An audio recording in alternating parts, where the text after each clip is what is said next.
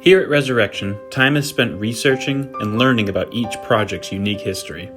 This helps us to better connect with each individual project and proves also to be quite interesting. The deeper I pursued learning about the Raven, the more captivated I became. The beginning. The car looked so crude it looked like a farmer built it. Back in the 50s, chicken farmer Arthur Bentas of Chelmsford, Massachusetts read those words in Hot Rod magazine, as they were describing a car that was clearly below the standard. Being a farmer himself, this comment was a bit offensive and rubbed Arthur the wrong way.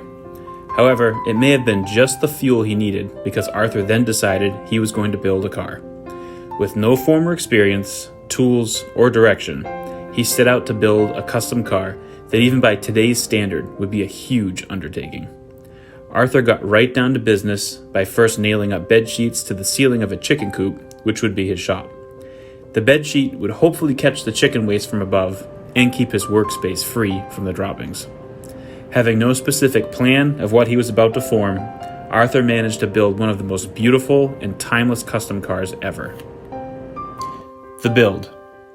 Arthur's brother had recently met with some misfortune as he successfully totaled the family vehicle. Finding the chassis to still be in good shape, Arthur removed the Dodge body and rolled the frame into the chicken coop shop. Most amazing to me is the absence of a vision for what he wanted as a finished product.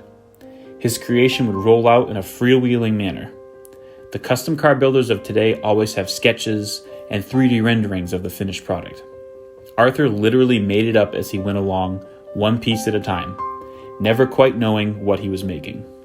Astounding when you consider how tasteful and beautiful the turnout of his work was. He is truly an artist.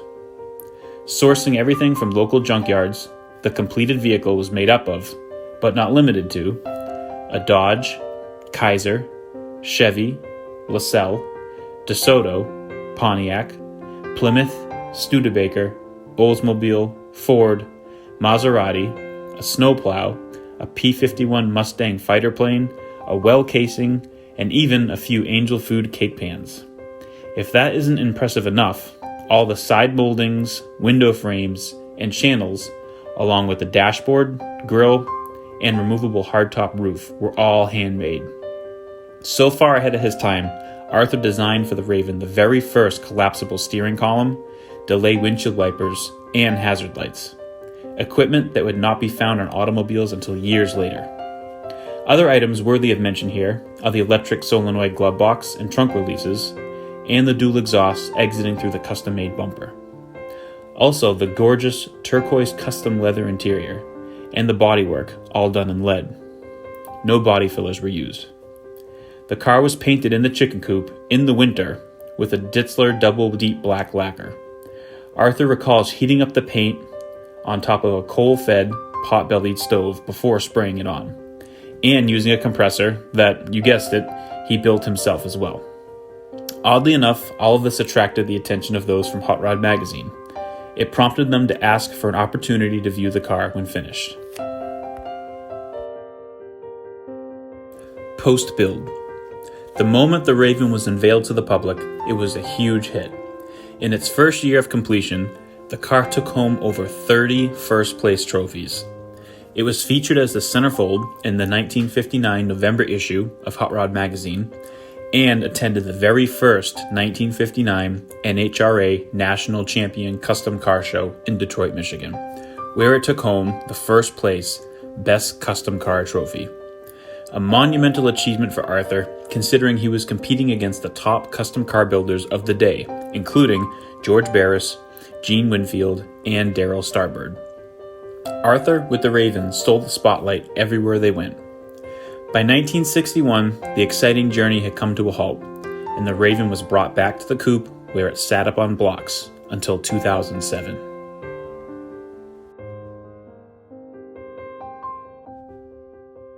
The big comeback. Joe Gurman of Chelmsford, Massachusetts, distinctly remembers the Raven as a young boy. His father was Arthur's best friend, and often Joe would get the chance to ride in the Raven. Those times made a huge impression on Joe and sparked his love for automobiles. Over the next 48 years, Joe kept in touch with Arthur. And sadly, having lost his own father, he turned to Arthur as sort of a father figure in his life. In a conversation one day, the Raven was brought up. Ideas were tossed around about a potential second restoration. Arthur never dreamed it possible, and for years had considered the Raven just a part of the past. The thought brought new hope of raising the Raven from the ashes, and if anyone had the ambition to make it happen, Joe was the guy. Arthur's only stipulations were that Joe had to restore it exactly as it was originally, and that he would get to ride in it one more time. Needless to say, Joe delivered above and beyond all expectations. In September of 2008, the restoration began. Joe's goal was to be able to bring the Raven to the 50th anniversary of the NHRA Detroit Custom Car Show in March of 2009, giving him just 7 months to complete the restoration. Many late nights were put in to ensure this goal was met. He tracked down a place in Argentina that could produce the lacquer-dyed leather for the interior. He even went as far as to get the original Ditzler double deep black lacquer paint for the new paint job, instead of going with a modern urethane base coat clear coat system. Arthur worked alongside Joe, making sure that everything looked just as it did back in 1959. Together, they brought a legend back to life. The car was completed in time for the 50th anniversary show, and took home yet another first place award for Radical Custom Convertible. The car was once again featured in Hot Rod magazine. It also debuted in other publications, including our own local Mesh New England magazine. From there, the Raven was featured at the Grand National Roadster Show on special display. Joe and Arthur also attended the 2012 Pebble Beach Concours d'Elegance with the car. From there, it was put on display at the Peterson Automotive Museum in LA. The Raven then found its way to the Owl's Head Transportation Museum in Maine, a whirlwind tour and a second chance for Arthur to enjoy his creation. At Resurrection.